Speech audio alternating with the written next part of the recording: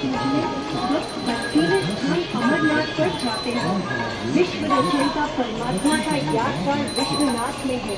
सोमनाथ। नमस्कार मंडळी, पुन्हा एकदा एका नवीन व्हिडिओमध्ये तुमचं खूप खूप स्वागत। इथे घराच्या अगदी जवळच जातोय, पण दर्शन मात्र आपण 12 ज्योतिर्लिंगांपैकी एक केदारनाथ याचं करणार आहोत। ब्रह्मकुमारी द्वारा आयोजित महाशिवरात्र निमित्त अतिशय प्रसिद्ध असं ठिकाण केदारनाथ याची हुबेहूब प्रतिमा या ठिकाणी साकारलेली आहे आणि तीच बघण्यासाठी आम्ही इथे आलोय। तर जे काही थोडंफार शूट करेन तेच तुमच्यासोबत व्हिडिओमध्ये शेअर करेन। तीन तरफ बर्फ से लदी पहाड़ियाँ, बीच में खुला स्थान और उसके बीचों बीच बना एक अद्भुत अविश्वसनीय मंदिर।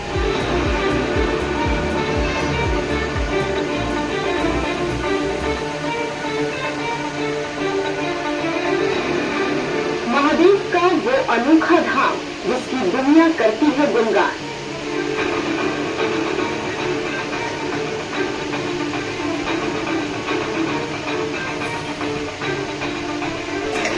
कई सदियां आई, गुजर गई, कई विपदाएं चली गई, केदारनाथ ज्यों का त्यों खड़ा रहा।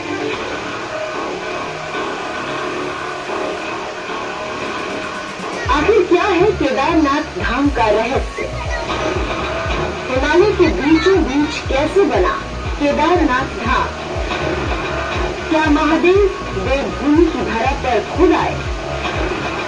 400 साल तक बर्फ में कैसे दबा रहा केदारनाथ? केदारनाथ में महादेव लिंग रूप में नहीं तो किस रूप में?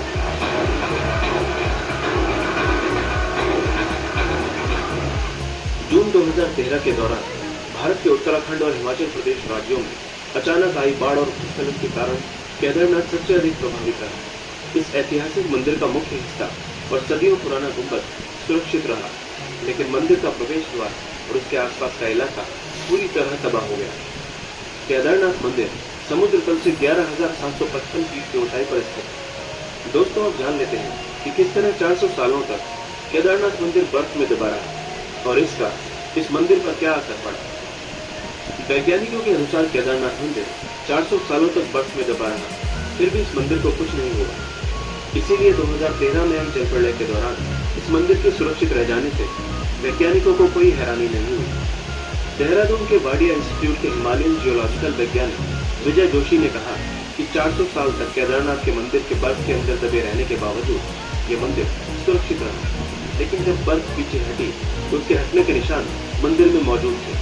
जिसके वैज्ञानिकों ने स्टडी की, उसी के आधार पर ये पता लगा कि ये मंदिर 400 सालों तक बर्फ में दबा हुआ। जोशी कहते हैं कि 13वीं से 17वीं शताब्दी तक यानी 400 साल तक एक छोटा हिमयुग आया था, जिसमें हिमालय का एक बड़ा क्षेत्र बर्फ के अंदर दब गया था। पहले माना जाता था कि मंदिर ग्लेशियर के अंदर है, लेकिन रिसर्च से पता चला कि यह मंदिर ग्लेशियर के अंदर नहीं बल्कि बर्फ में ही दबा हुआ था। वैज्ञानिकों के अनुसार मंदिर की दीवार और पत्थरों पर आज भी इसके निशान हैं। ये निशान ग्लेशियर की रगड़ से बने हैं। ग्लेशियर हर वक्त खिसकते रहते हैं। वे न सिर्फ खिसकते हैं बल्कि उनके साथ उनका वजन भी होता है और साथ ही कई चट्टानें भी उनके साथ होती हैं, जिसके कारण उनके मार्ग में आई हर वस्तु रगड़ खाती हुई चली जाती है। जब 400 साल तक मंदिर बर्फ में दबा रहा होगा तो सोचिए मंदिर ने इस ग्लेशियर के बर्फ और पत्थरों की रगड़ को कितना झेला होगा। वैज्ञानिकों के अनुसार मंदिर के अंदर भी इसके निशान दिखाई देते हैं। बाहर की ओर की दीवारों पर पत्थरों की रगड़ दिखती है तो अंदर की दीवारों पर पत्थर समतल है, जैसे उनकी पॉलिश की गई है। जोशी कहते हैं कि ऐसी जगह पर मंदिर बनाना इंजीनियरिंग का एक अद्भुत नमूना है। उन्होंने एक ऐसी जगह और एक ऐसा सेफ मंदिर बनाया कि आज तक उसे कुछ नुकसान नहीं हुआ। वैज्ञानिक डॉक्टर आर.के. डोभाल इस बात को मानते हैं कि ये मंदिर बहुत ही मजबूती से बनाया गया है। केदारनाथ मंदिर 85 फीट ऊंचा, 187 फीट लंबा और 80 फीट चौड़ा है। इसकी दीवारें 12 फीट मोटी है और बेहद मजबूत पत्थरों से बनाई गई है। मंदिर को 6 फीट ऊंचे चबूतरे पर खड़ा किया गया है। ये भी एक हैरान करने वाली बात है कि इतने भारी भरकम पत्थरों को इतनी ऊंचाई पर लाकर और तराश कर कैसे एक मंदिर की शक्ल दी गई होगी। जानकारों का मानना है कि पत्थरों को एक दूसरे से जोड़ने के लिए इंटरलॉकिंग तकनीक का इस्तेमाल किया गया था। इसी वजह से ये मंदिर एक भूकंप रोधी इमारत में तब्दील हो गया। ये मजबूती और तकनीक भी मंदिर को नदी के बीचों बीच खड़े रखने में कामयाब हुई।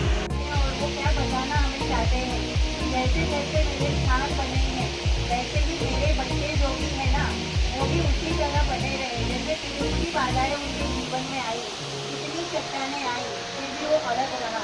ऐसे हमारे जीवन में भी कितनी परिस्थितियाँ आती हैं, पर हमें हमारा मनोबल और हमारा आत्मविश्वास कभी हमें खोना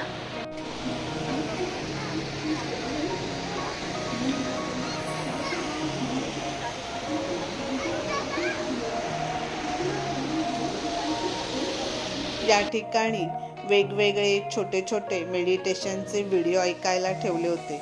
त्यामध्ये मनाची एकाग्रता, मनशांती, शांत झोपेसाठी आणि सगळ्यात महत्त्वाचं तणावमुक्त असे अनेक व्हिडिओ ऐकण्यासाठी होते। मी सुद्धा मनशांतीसाठी व्हिडिओ ऐकला।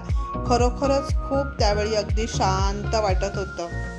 ब्रह्मकुमारी आयोजित वेगवेगळ्या कालावधीची शिबिर आयोजित करतात आणि त्याचीच नोंदणी या ठिकाणी चालू आहे। या ठिकाणी गेम सुद्धा ठेवण्यात आले होते। त्यामध्ये पेपरचा असा गेम होता की पेपर असा फाडायचा की 2 तुकडे होणार नाहीत, पण जास्तीत जास्त जाड व्यक्ती सुद्धा त्या फाडलेल्या पेपरमधून निघू शकेल। खूप जणांनी प्रयत्न केला पण जमलं नाही। नंतर या ताईंनी पेपर अगदी बरोबर फाडला आणि फाडलेल्या पेपरमधून व्यक्ती कशी बाहेर येते ते करून देखील दाखवलं। येथे हेच सांगायचं आहे की काहीच अशक्य नाही। आपण जर प्रयत्न केला तर सगळंच शक्य आहे। हा दुसरा गेम आहे। यामध्ये आपल्या पायाच्या पावलांचे ठसे आणि हाताच्या तळव्यांचे ठसे आहेत आणि त्यामध्ये ना हे ठसे असे उलटे सुलटे सुद्धा ठेवलेले आहेत। म्हणजे डाव्या बाजूचे उजव्या बाजूला ठेवलेत आणि उजव्या बाजूचे डाव्या बाजूला ठेवलेत। मग आपण हात सुद्धा ठेवताना, हाताचा ठसा ठेवताना डाव्या हाताचा ठसा असेल तर तो उजव्या बाजूला असेल तर तो असा उजव्या बाजूलाच क्रॉस करून ठेवायचा आहे आणि हात टेकवत असताना खाली वाकायचं होतं। मी मात्र खाली वाकले नाही। या गेममधून हेच शिकायला मिळतं आपल्याला की आपण स्वतःला कसं बॅलन्स करायचं। केदारनाथला इतकं दूर जाणं सहजासहजी शक्य नाही, पण थोडंफार का होईना व्हिडिओच्या रूपात आपल्याला केदारनाथचं दर्शन झालं आणि काही गोष्टीही शिकायला मिळाल्या। व्हिडिओ मात्र एडिट करून अपलोड करायला उशीर झालाय, पण असं वाटलं की तुमच्यासोबत शेअर करावाच म्हणून शेअर केला। व्हिडिओ कसा वाटला कमेंटमध्ये नक्की सांगा। आवडला तर लाईक, शेअर आणि सबस्क्राईब करायला विसरू नका। धन्यवाद।